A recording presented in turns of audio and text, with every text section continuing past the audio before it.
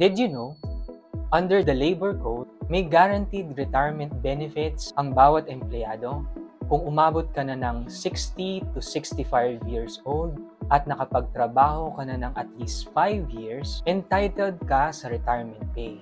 Optional retirement kapag 60 years old hanggang umabot sa compulsory retirement na 65 years old.